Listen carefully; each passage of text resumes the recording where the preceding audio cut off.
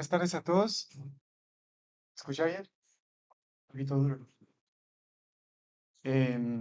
Para los que no me conocen, mi nombre es John Enrique, soy uno de los pastores de la iglesia y bueno, es un gozo estar juntos en este día. El día de hoy vamos a meditar en 2 Corintios 8, como lo pone la pantalla. Pero antes de ir a la Biblia, me gustaría em, contarles el motivo de por qué me gustaría hablar de 2 Corintios 8. No estamos en una serie. Entonces, no estamos predicando el pasaje que corresponde para el día de hoy, sino que intencionalmente he escogido este texto para compartirlo con la iglesia. Esos versículos tienen que ver con un tema que hoy en día se ha vuelto espinoso para muchos, y es el dinero. Es un texto muy claro acerca de la generosidad. Y para nadie es un secreto que hoy en día hay muchas personas, hombres corruptos, que se están enriqueciendo.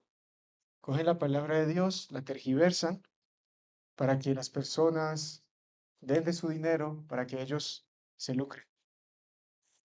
Y tristemente muchos hombres fieles, en un intento de marcar la diferencia, pues evitan un poquito hablar de este tema.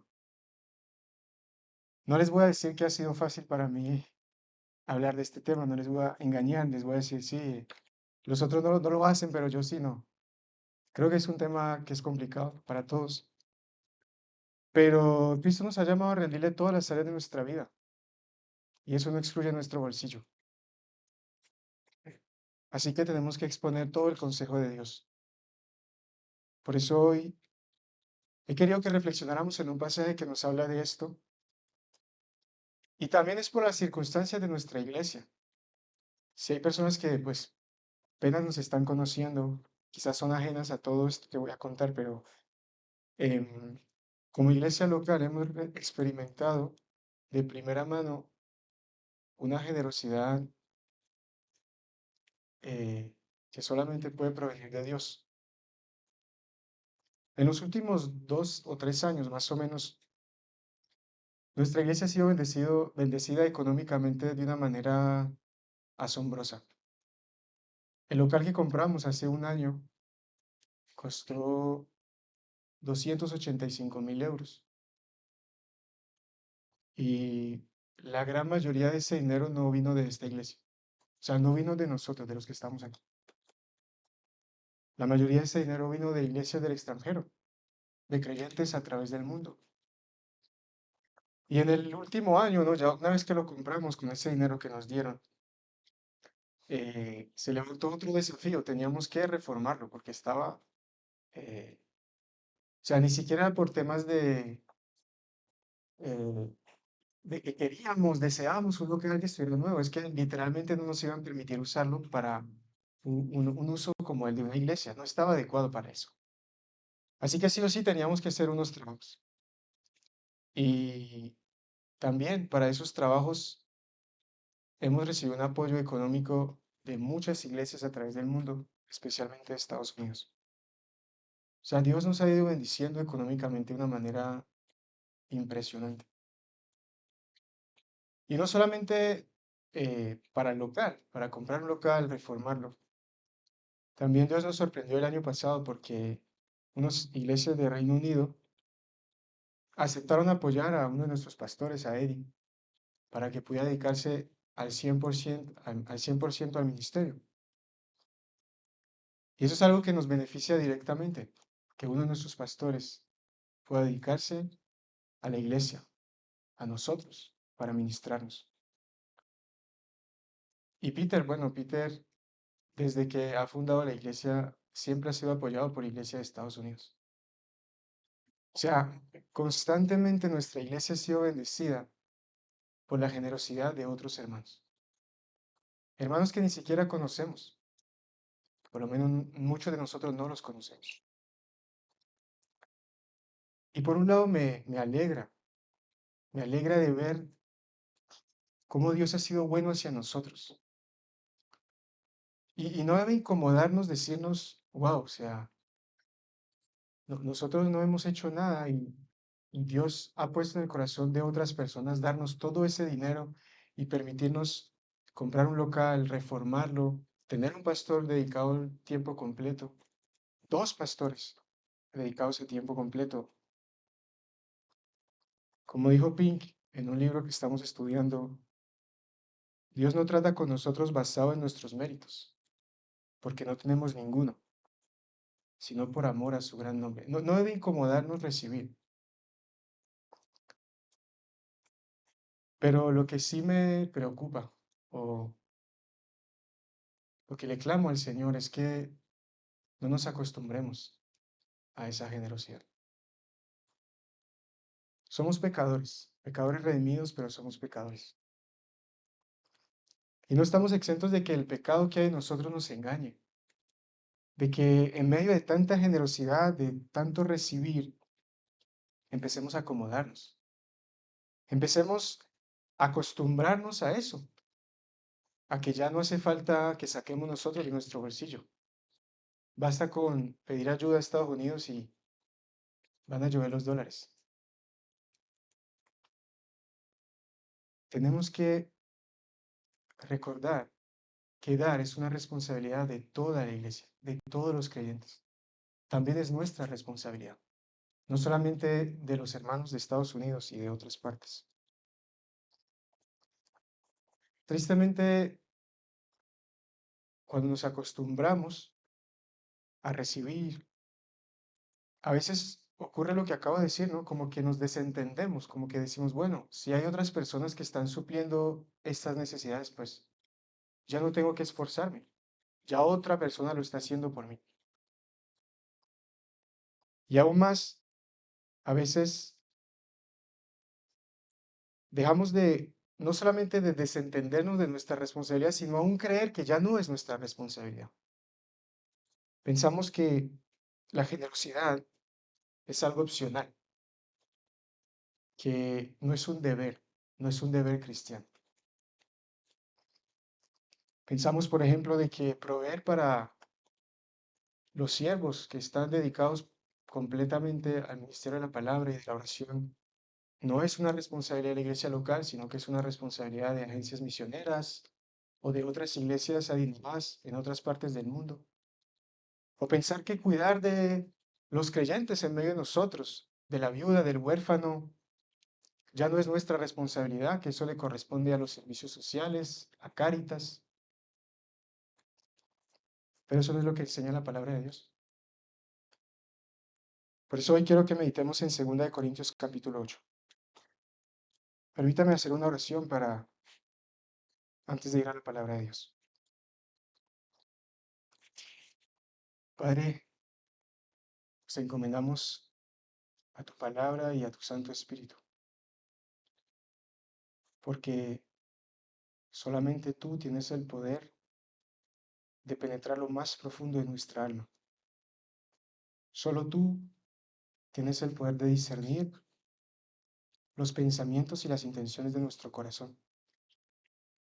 Por eso, Señor, te ruego que el día de hoy tengas misericordia de nosotros, que no permitas que nos vayamos de este lugar sin ser conscientes de nuestro pecado, que tu palabra nos enseñe cómo honrarte, cómo adorarte, cómo vivir en santidad delante de ti en todas las áreas de nuestra vida. Y de manera especial, Señor, frente a nuestras pertenencias y riquezas materiales. A ti damos toda gloria y honra en el nombre de Jesús. Amén. Vamos a ir entonces a 2 Corintios capítulo 8 y vamos a empezar leyendo los primeros 5 versículos. 2 Corintios 8, del 1 al 5. Dice, asimismo, hermanos, os hacemos saber la gracia de Dios que se ha dado a las iglesias de Macedonia, que en grande prueba de tribulación, la abundancia de su gozo y su profunda pobreza abundaron en riquezas de su generosidad. Pues hay testimonio de que con agrado han dado conforme a sus fuerzas y aún más allá de sus fuerzas, pidiéndonos con muchos ruegos que les concediésemos el privilegio de participar en este servicio para los santos. y no como lo esperábamos, sino que asimismo se dieron primeramente al Señor y luego a nosotros por la voluntad de Dios. Em, si han leído el libro de Hechos, recordemos de que en Hechos 11 la Biblia nos cuenta que en la época en la que Pablo y Bernabé estaban en Antioquía, un hermano allí profetizó que iba a haber una gran hambre en la tierra habitada en los tiempos de Claudio. Así que esta iglesia decidió enviar ayuda a los hermanos en Judea, porque sabía que iban a ser afectados de primera mano por esta hambruna. Eso es un ejemplo de cómo temprano, muy temprano en la historia de la iglesia, vemos cómo los creyentes se organizaban para ayudarse mutuamente. Más adelante en la historia de la iglesia, por lo que entendemos en pasajes como la carta a los Romanos, primera y segunda de Corintios, vemos que se promovió una ayuda prolongada para la iglesia de Jerusalén. Es decir, una ayuda que era más regular para los pobres que estaban sufriendo la persecución en Jerusalén. Ya no era puntual como en la ayuda que envió Antioquía a Judea, sino que era regular y provenía de diferentes iglesias. Entre esas iglesias estaba la iglesia de Corinto y estaba unas iglesias en Macedonia, iglesia en Filipos, iglesia en Tesalónica. Y aquí Pablo le cuenta a sus hermanos de Corinto cómo los creyentes de Macedonia habían participado de esta generosa ofrenda. Es lo que estamos leyendo en los primeros 5 versículos. Pablo se está refiriendo a los macedonios. Y me gustaría que resaltáramos algunas cosas que dice Pablo aquí. Em, no me voy a detener mucho, vamos a pasar un poco rápido porque más adelante, al final, sí vamos a retomar un poquito de estos puntos que vamos a decir. Hay 6 cosas que me gustaría resaltar. La primera es lo que vemos en el versículo 1. Pablo dice, os hacemos saber la gracia de Dios que se ha dado a conocer a las iglesias de Macedonia. La palabra de Dios nos dice claramente a quién debemos todo el reconocimiento por la generosidad de otras personas. Dice la gracia de Dios. Pablo nos da a entender quién es el proveedor detrás de la generosidad de otros. Y esto es muy importante, porque tanto cuando damos como cuando recibimos, debemos entender que Dios es quien provee. Dios es quien pone en nosotros el querer como el hacer en nuestros corazones. Cuando damos, no debemos pensar que estamos haciendo algo extraordinario. Tenemos que entender que simplemente estamos cumpliendo con algo que Dios nos ha pedido. Dios nos ha pedido en su escritura que seamos generosos con los necesitados. Y cuando lo hagamos, podemos de alguna manera decir, como enseñó nuestro Señor Jesús en Lucas, siervos inútiles somos, pues lo que debíamos hacer, hicimos. Recordemos que no tenemos mérito por sencillamente obedecer a Dios, cumplir con lo que Él demanda de nosotros. Quien tiene todo el mérito es Él, porque Él fue quien decretó que así debíamos vivir. Así que cuando damos, tenemos que reconocer eso, que todo lo que tenemos proviene de Él, que cuando damos estamos haciendo lo que Él nos ha pedido que hagamos. Y por otro lado, cuando recibimos, debemos entender que es Dios que pone los medios, es Dios que pone ese deseo en el corazón para que otros provean para nuestras necesidades. Esto también nos guarda de empezar a hacer acepción de personas. A lo mejor de empezar a mirar a un hermano y de decir, es que este hermano es el que me trae comida, este hermano es el que me da trabajo, tengo que darle un trato especial. Tenemos que cuidarnos de caer en la idolatría. Tenemos que entender que Dios está detrás de esa generosidad. Y podemos estar agradecidos con otros, pero por encima de todo, tenemos que agradecerle a Dios. Y eso es especialmente importante cuando hablamos de asuntos de dinero. Lo segundo que quiero recalcar es que Pablo da a entender que los macedonios eran pobres, y no pobres, dice el texto, profundamente pobres. Versículo 2. La abundancia de su gozo y su profunda pobreza abundaron en riquezas de su generosidad. Esto también nos enseña de que la necesidad no es una excusa para no ser generoso. A veces pensamos que porque no tenemos todas nuestras propias necesidades suplidas, entonces tenemos una excusa para no compartir de lo que sí tenemos. Pero eso no es el ejemplo que vemos en estos creyentes. Tercera cosa, dice Pablo que ellos fueron generosos según sus posibilidades. Versículo 3. Dice, conforme a sus fuerzas. Esto significa que sus ofrendas fueron proporcionales a sus recursos. Si tenían poco, daban poco. Si tenían más, daban más. Es decir, no había un porcentaje mínimo o una cantidad mínima. Todo dependía de sus dificultades. Pero sea poco, sea mucho, eran generosos. Y esto va de la mano con lo siguiente que dice Pablo ahí mismito en el versículo 3. Él dice, daban conforme a sus fuerzas y aún más allá de sus fuerzas. Bueno, esto ha dado lugar a muchas herejías. Y ahora no me voy a detener, más adelante lo vamos a retomar. Pero lo que sí quiero simplemente apuntar es que ellos daban proporcionalmente a lo que tenían, pero de una manera sacrificial. Es decir, que de alguna manera, aunque tuvieran poco y dieran poco, lo hacían de forma que les costara algo, como nos enseña la Biblia, no dar de las obras, sino que de alguna manera, sin tampoco ponerse en dificultad extrema, daban de algo que les costaba, no daban de simplemente lo que les sobraba. En quinto lugar, dice la Escritura que ellos daban voluntariamente. Dice, eh, bueno, no recuerdo en qué parte. Bueno, es el versículo 4, perdón. Dice, pidiéndonos con muchos ruegos que les concediésemos el privilegio de participar en este servicio para los santos.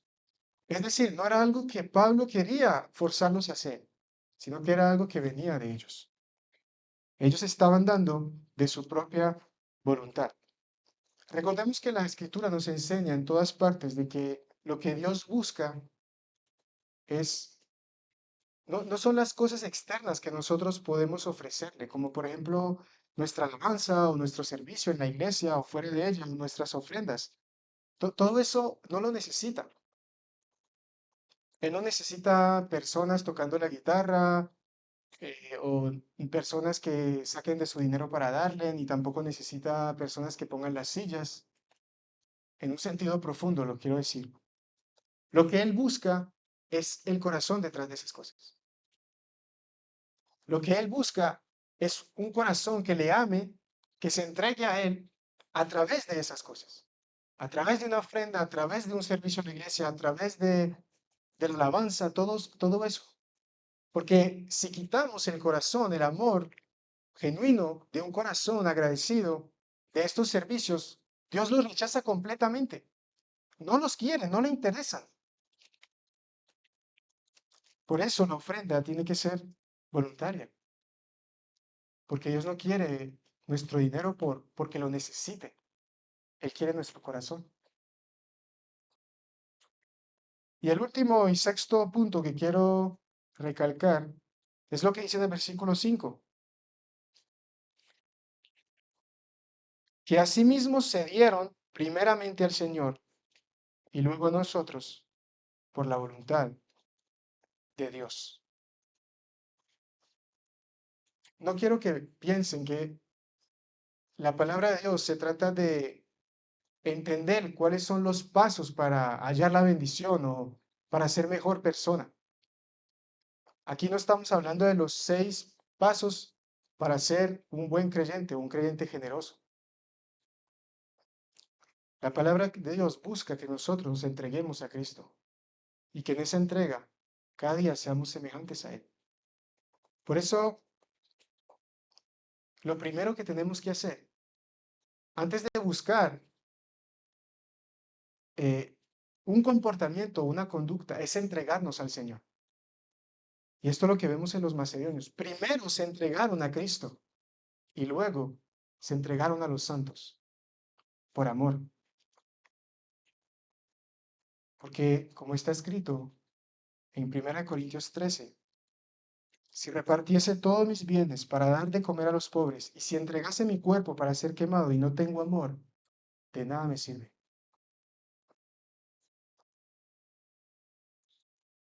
Vamos a desarrollar esto en nuestro segundo punto. Cristo, nuestro mayor ejemplo. Vamos a seguir la lectura de los versículos 6 al 9 para que veamos lo que nos sigue diciendo el apóstol Pablo en esta carta. Dice, 2 Corintios 8, del 6 al 9. De manera que exhortamos a Tito para que tal como comenzó antes, asimismo acabe también entre vosotros esta obra de gracia. Por tanto, como en todo abundáis, en fe, en palabra, en ciencia y en toda solicitud y en vuestro amor para con nosotros, abundad también en esta gracia. No hablo como quien manda, sino para poner a prueba, por medio de la diligencia de otros, también la sinceridad del amor vuestro. Porque ya conocéis la gracia de nuestro Señor Jesucristo, que por amor a vosotros se hizo pobre siendo rico, para que vosotros con su pobreza fueseis enriquecidos. Perdón. Pablo empezó hablándole a los corintios de la generosidad de los macedonios. ¿Pero por qué lo hizo? ¿Qué es lo que Pablo estaba buscando en los creyentes de Corinto? ¿Estaba buscando su dinero? Estaba poniendo ese ejemplo porque los macedonios habían sido generosos y querían producir esa misma generosidad en ellos solamente por el dinero. No. Lo que Pablo buscaba es un amor sincero de ellos hacia Cristo. En toda la carta, desde el capítulo 1 de 2 Corintios, cada una de las pretensiones que Pablo tiene con ellos, cada una de las exhortaciones de lo que él busca en ellos, lo que él quiere es que sea una respuesta al amor de Cristo, que sea una respuesta al Evangelio. Y por eso, seguramente Pablo empezó con este ejemplo de los macedonios para los de Corinto, porque los de Macedonia habían sido alcanzados por Cristo. Ellos habían recibido ese amor del que habla en 1 Corintios, ese amor infinito de Dios que había motivado esa generosidad. Pero sin ese amor, la generosidad es vana. Como leíamos ahora, y no tengo amor, de nada me sirve. Tenemos que experimentar primeramente el amor de Dios. Como dice 1 Juan, en esto consiste el amor. No que nosotros hayamos amado a Dios primero, sino que Él nos amó y envió a su Hijo en propiciación por nuestros pecados. Dios abrió los ojos de los corintios, de los macedonios, el infinito amor de Dios a través de Cristo. Y por eso ellos no tenían otra alternativa que entregarle sus vidas a Cristo. Y en esa entrega, ellos sencillamente empezaron a hacer todo lo que Cristo esperaba de ellos. Y entre eso estaba ser generosos con los necesitados. Porque eso es lo que Cristo ha hecho con nosotros. Eso es el Evangelio. Dice el versículo 9, porque conocéis la gracia de nuestro Señor Jesucristo, que siendo rico, sin embargo, por amor a vosotros se hizo pobre, para que vosotros por medio de su pobreza llegaréis a ser ricos. Cristo vio nuestra miseria. Cristo vio nuestra profunda pobreza. una pobreza espiritual. Porque aquí no se trata de riquezas materiales. En este versículo no hace referencia a bienes y posesiones materiales, sino a nuestra necesidad espiritual. ¿Saben qué piensa Dios de nuestras riquezas? En Apocalipsis, Dios le dice a unos hermanos, creo que la iglesia de la Odisea, tú te crees rico porque te has enriquecido y tienes muchas cosas. Y dices que no tienes necesidad de nada, pero yo te digo que tú eres un pobre, miserable, desventurado y desnudo. Eso es lo que piensa Dios de nosotros cuando solamente tenemos dinero. Pero eso no es riqueza para Dios. Y carecer de riquezas materiales no es pobreza para Dios, sino que la verdadera riqueza está en el carácter divino. La verdadera riqueza está en poder amar a Dios en poder amar, perdón, en general, como Dios ama. Un amor que está por encima de todo lo que conocemos. Un amor que persigue lo que es verdadero, lo que es bueno, lo que es santo, lo que es justo, lo que es honorable y que huye de todo lo que no lo es. La verdadera riqueza está en poder tener paz, esa paz que sobrepasa todo entendimiento, que no depende de las circunstancias. La verdadera riqueza está en poder tener un verdadero gozo, en poder ser pacientes unos con otros, en poder ser bondadosos, en poder ser benignos, en poder tener fe, pero no ese positivismo barato que predican en el mundo, sino una certeza y una convicción en Dios y su palabra en todo lugar y en todo momento, a pesar de las adversidades. La riqueza para Dios es poder ser mansos y tener dominio sobre nosotros mismos, incluso frente a las peores ofensas. Y todos carecemos de esa riqueza. Ninguno de nosotros es rico en eso. Todos somos profundamente pobres. Todos somos incapaces de demostrar ese carácter. Y esto no solamente acarrea consecuencias en esta vida, no solamente por nuestra profunda pobreza, nosotros vemos cómo esta sociedad cada día es más inmoral, cómo las familias se destruyen, los matrimonios se destruyen, en los negocios hay trampa, hay abusos, en las relaciones sentimentales, en las amistades, en las relaciones familiares, en toda área de la vida, vemos la destrucción por nuestra pobreza. Pero esto no es solamente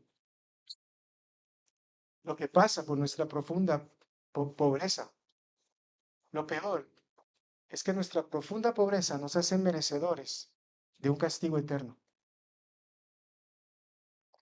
Porque nuestra profunda pobreza no solamente es una ofensa a nuestros semejantes, ante todo, es una ofensa ante nuestro Creador. Porque Él nos creó semejantes a Él para que reflejáramos su santidad y su gloria. Y nosotros le fallamos. Y por eso merecemos su condenación eterna. Pero, como dice este versículo, Cristo se hizo pobre para que nosotros fuésemos ricos, pero ricos espiritualmente.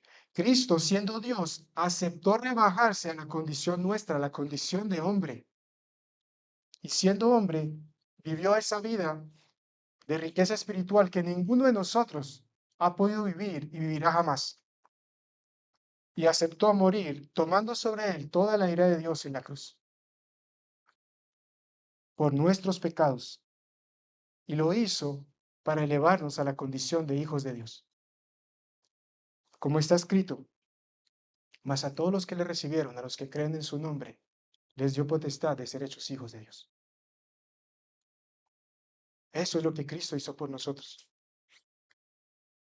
Así que, si alguien aquí no ha reconocido su pobreza espiritual,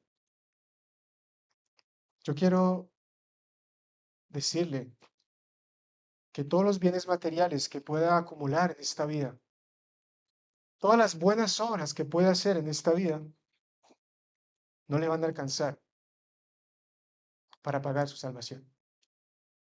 Cuando se presente ante un Dios santo y justo en el último día, eso no bastará. Solamente tenemos un camino, Cristo Jesús. Así que la invitación es que nos arrepintamos y pongamos nuestra fe en Cristo. Él es el único que puede pagar el precio por salvarnos. Él es el único que tiene la riqueza que todos carecemos y necesitamos. Y Él, voluntariamente y con amor, aceptó compartir esa riqueza con nosotros, con todos aquellos que ponemos nuestra fe en Él. Esto es lo que significa el Evangelio. Entonces, cuando entendemos este Evangelio de un Dios tan generoso, es imposible que cerremos nuestros corazones a una persona que necesita de algo que tenemos. Por eso, antes de buscar entregarnos a otros, tenemos que entregarnos a Cristo. Así que Pablo no iba tras el dinero de los corintios. Él quería estar seguro de que ellos estaban experimentando el infinito amor de Dios. Él quería estar seguro que ellos estaban experimentando ese amor que nos lleva a entregarnos por completo, incluyendo nuestras posesiones. Los siervos de Dios, los siervos fieles, no vamos tras el dinero de nadie.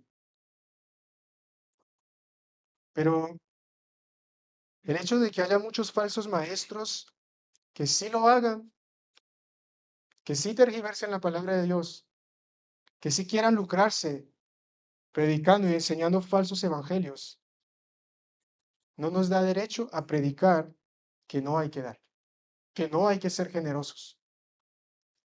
Tampoco nos da derecho a, si bien no predicamos que no hay que ser generosos, a dejar de predicar que tenemos que ser generosos, a disimular u ocultar de que Dios demanda de nosotros que nos entreguemos por completo, incluyendo nuestras posesiones. No nos da derecho a enseñar de que es suficiente con que la iglesia entregue su tiempo o entregue sus talentos y que no hace falta que des dinero. No tenemos derecho a decir eso, porque no es lo que enseña la palabra de Dios y el Evangelio de nuestro Señor. Como dice Pablo en el versículo 8, nuestra entrega en todos los aspectos de nuestra vida, incluyendo nuestros bienes, prueba la sinceridad de nuestro amor. Y eso es lo que Pablo buscaba. Por medio de la diligencia de otros, también la sinceridad del amor vuestro. Vamos a pasar a nuestro último punto, y para eso vamos a leer los versículos 10 al 15.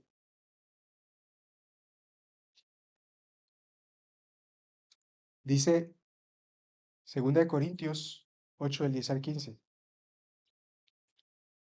Y en esto doy mi consejo, porque esto os conviene a vosotros, que comenzasteis antes no solo a hacerlo, sino también a quererlo, desde el año pasado.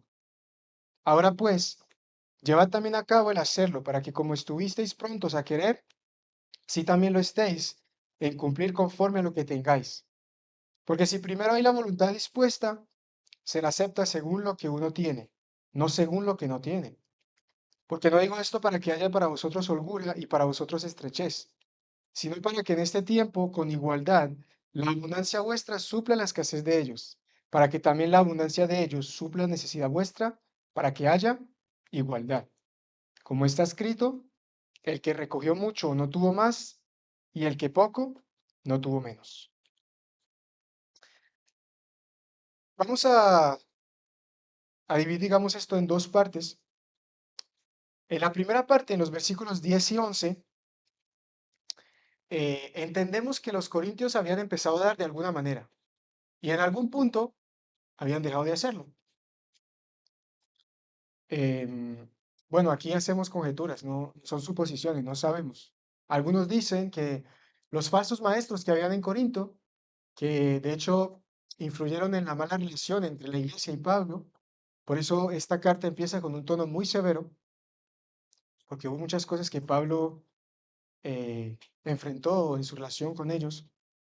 Algunos dicen que estos falsos maestros también hicieran que esta iglesia dejara de dar, porque les hicieron creer de que Pablo solamente iba tras su dinero. Pero bueno, es algo que no sabemos. Lo que sí entendemos es que ellos de alguna manera habían cesado de dar. Y lo que vemos en estos dos versículos, 10 y 11, es que Pablo no les está mandando, no les está obligando. Él está más bien rogándoles, porque él está apelando a su buena voluntad. Y esto es lo que lo decíamos ahora, hace un rato, acerca de los macedonios, que la generosidad tiene que venir de un corazón voluntario. No es algo que nosotros debamos forzar. Todo lo que hacemos para Dios tiene que ser algo que hagamos de corazón. Y lo sutil aquí es que la generosidad no deja de ser un mandamiento, como el amor o la gratitud.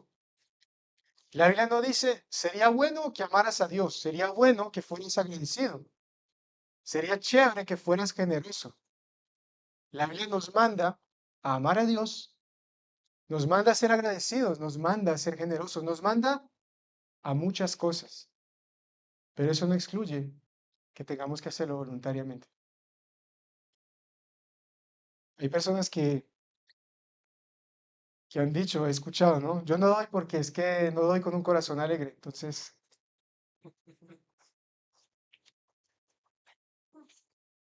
el hecho de que la obediencia tenga una dimensión emocional en la que tenemos que involucrar nuestros deseos, nuestro corazón de manera voluntaria, no significa que Dios nos ha mandado a hacer todas estas cosas.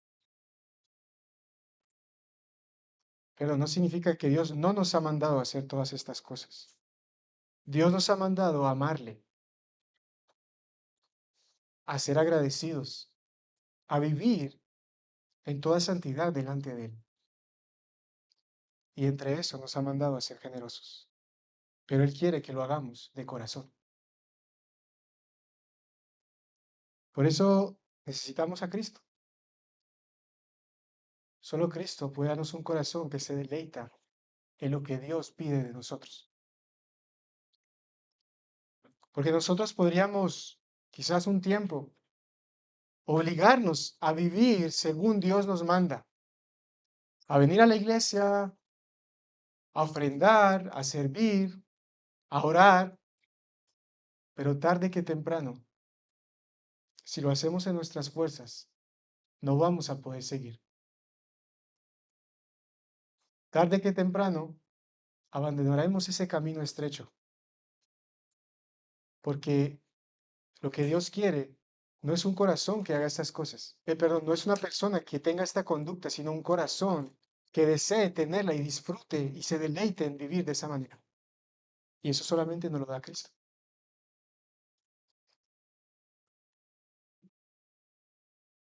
Así que tenemos que aprender a desarrollar un corazón que se deleita en obedecer a Dios y en ser generosos por amor a Dios. Luego, los versículos 12 al 15, hay algo que cambia en el discurso. Pablo ya no está dando un ejemplo como en los primeros versículos con los macedonios. Tampoco parece que estuviera dando su opinión o rogando. Como dice en el versículo 10, doy mi consejo. No. Él empieza a señalar un orden divino. De hecho, él cita las escrituras en estos versículos. Y quiero que meditemos en lo que él dice aquí en estos versículos. Versículo 11 dice, porque si hay buena voluntad, se acepta según lo que se tiene, no según lo que no se tiene. Recuerden que ahora decíamos que los macedonios dieron a pesar de su profunda pobreza y según sus posibilidades. Y básicamente volvemos a ver esto aquí en este principio que Pablo nos está diciendo. No es la cantidad que Dios busca. Dios no busca un mínimo, porque los macedonios eran pobres y seguramente que lo que ellos daban era insignificante frente a lo que muchos otros creyentes podían dar. Y aunque su ofrenda en términos de cantidad quizás era poca, en términos de proporción significaba mucho. Así que la buena voluntad se acepta según lo que se tiene, no según lo que no se tiene. No es un tema de cantidad, sino justamente de un corazón que se deleita en dar, así como ha recibido. No importa cuán poco te parezca lo que tienes para dar. Si sientes que no tienes recursos, que tienes dificultades, que tu ofrenda a lo mejor es menospreciable, quiero que sepas de que un día Jesús estaba sentado en el templo.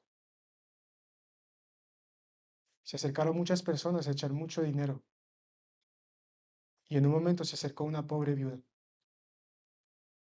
Dice la Biblia que echó un cuadrante. Un denario, que es el salario de un día de trabajo, son 64 cuadrantes. Si quieres saber cuánto es un cuadrante, toma un día de trabajo y lo divides en 64. Si trabajas 8 horas, toma lo que te pagan en una hora de trabajo y lo divides en 8. Yo creo que eso no es ni siquiera un euro para muchos. Eso fue lo que esa mujer echó en ese altar. Y Jesús dijo,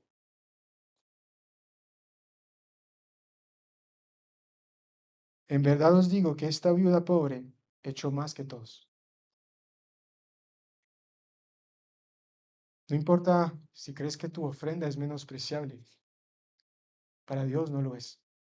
Si lo haces con un corazón generoso, según tus posibilidades, tu ofrenda quizás vale mucho más que muchas otras ofrendas de millones. Pero por favor, no dejes de dar. No dejes de probar la sinceridad de tu amor hacia Cristo, bendiciendo a otros con tu ofrenda.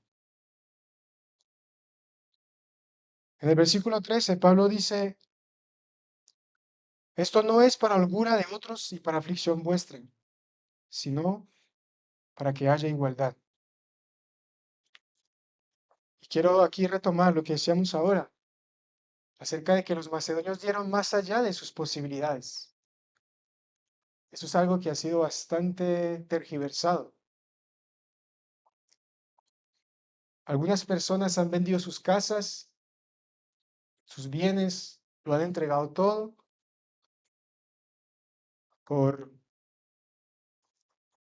cumplir con algún desafío de algún falso maestro, algún predicador engañoso, y se han quedado sin nada. Pero esto no honra a Dios. Porque si hacemos eso y llevamos nuestra vida y ese sacrificio lleva nuestra situación a un extremo tal de que solamente una intervención divina nos puede ayudar, entonces estamos tentando a Dios. Estamos haciendo lo mismo que el diablo quería que Jesús hiciera cuando se tirara del templo. Estamos intentando forzar la mano de Dios para bendecirnos. Y eso es pecado en la palabra de Dios.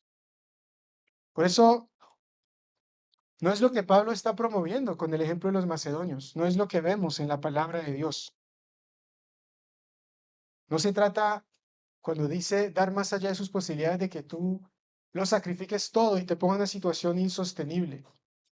Si te ha pasado o te está pasando, tienes que revisar tus motivaciones. ¿Por qué hacemos eso? ¿No será que lo hacemos para buscar alguna ganancia? ¿No será que queremos impresionar a otros o queremos ganar algo de parte de Dios?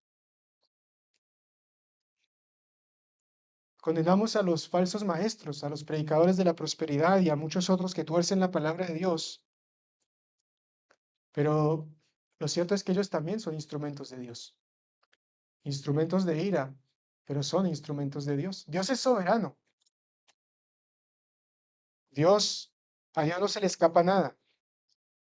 Y si Él permite que ellos existan, quizás sea para retener a aquellos que no buscan a Dios por quien es, sino por lo que tiene para darles. Así que tenemos que tener cuidado cuando vemos que en la palabra de Dios, en algunos pasajes, como en los primeros versículos acerca de los macedonios, o este ejemplo de la viuda pobre que vemos en Marcos y en Lucas, que tenemos que leerlos a la luz de toda la revelación. El propósito de la ofrenda no es demostrar algo bueno acerca de nosotros, como diciendo, mira, mira lo bueno que soy, mira cuánta fe tengo, mira lo generoso que puedo llegar a ser. El objetivo de nuestra ofrenda es declarar todo lo bueno acerca de Dios. Por eso damos proporcionalmente a nuestros recursos, porque no queremos tentar a Dios, pero también damos de manera que nos cueste. Porque si nuestra ofrenda no nos cuesta nada, entonces, ¿qué es lo que está diciendo nuestra ofrenda? No está diciendo que Él lo es todo para nosotros. Hay muchas cosas que nuestra ofrenda dice. En el versículo 14, entendemos por el ejemplo que Dios ha diseñado el mundo y ha dado un orden, ha ordenado las cosas de cierta manera. ¿Cuál es el medio, por ejemplo, por el cual Dios quiere suplir las necesidades de algunos frente a la abundancia de otros? Dice el versículo 14, vuestra abundancia suple la necesidad de ellos para que también la abundancia de ellos supla vuestra necesidad. El medio por el cual Dios quiere proveer para la necesidad de algunos es a través de la abundancia de otros. Es lo que veíamos al principio con los macedonios. Ellos simplemente eran instrumentos de Dios.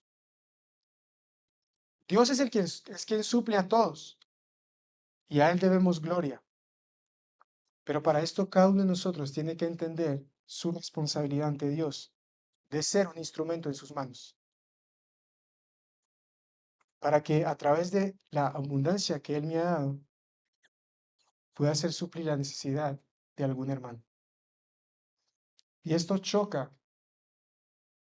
con nuestra noción de justicia. Esto choca con lo que a nosotros nos parece justo, nuestros derechos, como los llamamos nosotros, porque de alguna manera para el hombre sus derechos prevalecen sobre la necesidad de otro. Si yo me he ganado este dinero con el sudor de mi frente, yo tengo derecho a hacer con ese dinero lo que yo quiera. Y si le voy a dar a un necesitado es porque yo quiero, no porque tengo la obligación, porque yo tengo derecho sobre eso que me he ganado. Eso es básicamente cómo piensa la justicia del hombre. Pero no es lo que nos enseña la justicia de Dios. Y esto es algo que tenemos que revisar en nuestros corazones, porque quizás muchos acá están dando, están ofrendando, pero incluso ofrendando están teniendo ese pensamiento. de que lo están haciendo porque es opcional, por generosidad, por caridad. Pero esa no es la visión bíblica de la generosidad. Y por eso he llamado a este sermón la santidad en el dar. Porque lo que enseña la Biblia acerca de dar no es lo que enseña el mundo. Lo que Dios llama generosidad no es lo que enseña el mundo. Dios es diferente. Dios es santo. Él está apartado de todo. Y Él nos llama a nosotros a ser como Él. Y todo lo que nos llama a ser también es diferente. Si somos generosos, pero no reconocemos que nuestros derechos pasan después de ciertas necesidades, entonces no estamos entendiendo la generosidad bíblica. Porque en lo muy profundo de nuestro corazón, dar sigue siendo una buena obra opcional. No es un acto de obediencia y de humillación ante un Dios soberano. Hay un libro de un autor que se llama Christopher Wright. Se llama Conociendo a Jesús en el Antiguo Testamento. Él provee muchos ejemplos acerca de esto. Y quisiera compartirles uno de Deuteronomio 24. No voy a leerlo, pero básicamente en Deuteronomio 24, que Deuteronomio es un libro que habla acerca de la ley de Dios, de lo que es ser santo delante de Dios. El Señor manda a que los terratenientes, los que poseen campos y cultivos y todo esto, dejen una parte del beneficio de sus propiedades para los necesitados. Pero esto no es opcional. Eso era una obligación. Es decir, si un terrateniente segaba la mies en su campo, él no podía llevarse todo lo que había segado. Tenía que dejar unas gavillas. Si él sacudía sus olivos, no podía llevarse todas las ramas. Si él vendimia sus viñas, también tenía que dejar para el huérfano, para la viuda, para el extranjero. Y esto no era opcional. A los que les gusta la historia de Ruth, todos sabemos que ella en momento de necesidad, ¿qué hizo? Fue a los campos de algún hombre, Bus, y exactamente hizo eso. Recogió de la parte que ellos tenían que dejar para los necesitados. Así que esa generosidad no era opcional, era parte de la ley, porque en la justicia divina algunas necesidades prevalecen sobre los derechos individuales.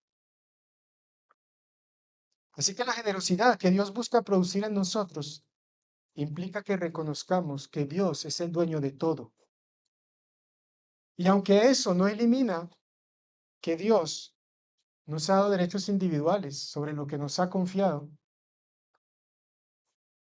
esto implica que esos derechos están sometidos a las prioridades que Él mismo ha establecido.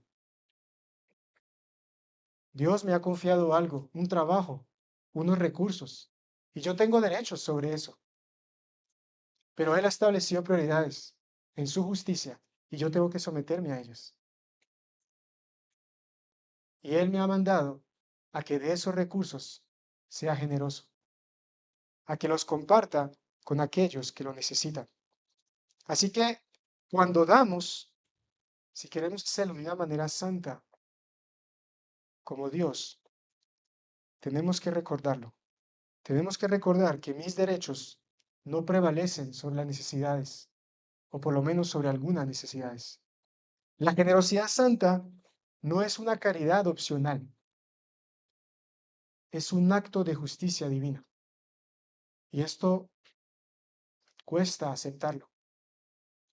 De que generosidad no es un extra a la justicia, no es la milla extra, es parte de ella, es nuestro deber, es lo que Dios espera de nosotros. Por eso Pablo dice aquí que su abundancia, vuestra abundancia, supla la necesidad de ellos, para que también la abundancia de ellos supla vuestra necesidad. Ese es el diseño divino y esa es la justicia de Dios. Hay un término que Pablo usa aquí que hoy en día daría para mucho debate, el término igualdad. No voy a entrar en el debate, no se preocupen, pero la igualdad por medio de la generosidad no es una excepción a la justicia divina, hace parte de ella, como acabamos de decir. Y para entender este término de igualdad, me gustaría que fuéramos a Éxodo, al pasaje que está citando Pablo, porque en el versículo 15 él dice, como está escrito, el que recogió mucho no tuvo más, y el que poco no tuvo menos. Y eso está en Éxodo capítulo 16. Recuerden que el pueblo de Israel salió de Egipto en el primer mes, bueno, de su calendario que Dios instituyó en ese momento. Y en el segundo mes, ellos estaban por ahí en el desierto y bueno, como era de esperarse, se les acabó todo. Y en un momento Dios dice, bueno, voy a enviarles un pan del cielo. Él decide en su soberanía que todos los días por la mañana Él iba a hacer caer un pan. Y ellos tenían cada mañana que levantarse, bueno, por lo menos alguno de ellos, para los de su tienda, a recoger ese pan. Ellos lo llamaron maná, que significa ¿qué es esto? Porque hoy todavía nos preguntamos qué es el maná. Bueno, nadie sabe, por eso lo llamamos así. Em, y vamos a leer Éxodo 16, 14, 18. Y cuando el rocío cesó de descender, he aquí sobre la faz del desierto una cosa menuda, redonda, menuda como una escarcha sobre la tierra. Y viendo a los hijos de Israel, se dijeron unos a otros, ¿qué es esto? Porque no sabían qué era. Entonces Moisés les dijo, es el pan que Jehová os da para comer. Esto es lo que Jehová ha mandado. Recoged de él cada uno según lo que pudiere comer, un gómez por cabeza, conforme al número de vuestras personas. Tomaréis cada uno para los que están en su tienda. Los hijos de Israel lo hicieron así y recogieron unos más, otros menos. Y lo medían por gómez, y no sobró al que había recogido mucho, ni faltó al que había recogido poco. Cada uno recogió conforme a lo que había de comer. Lo que vemos aquí es la igualdad según la Biblia. Esta igualdad no es la que defienden hoy en día algunos. Es lo que se parece a lo que hoy en día llamamos equidad, donde todos tienen para suplir sus necesidades, donde Dios no está impidiendo que algunos tengan más que otros, pero lo que Dios quiere es que nadie sufra más necesidades que los demás. Así que la igualdad que busca el Señor no impide que algunos tengan más bienes y más posesiones y más riquezas, incluso más cosas de las que necesitan, pero se asegura de que nadie tiene menos de lo necesario. Y esto es lo que debemos buscar en las iglesias de Cristo. Que Dios nos dé un corazón para mirar la necesidad de nuestro hermano. Un corazón voluntario, un corazón que dé según lo que tenemos y aún más allá, pero no para holgura de algunos y aflicción, sino para que las necesidades de todos sean suplidos en las iglesias de Cristo. Y quiero concluir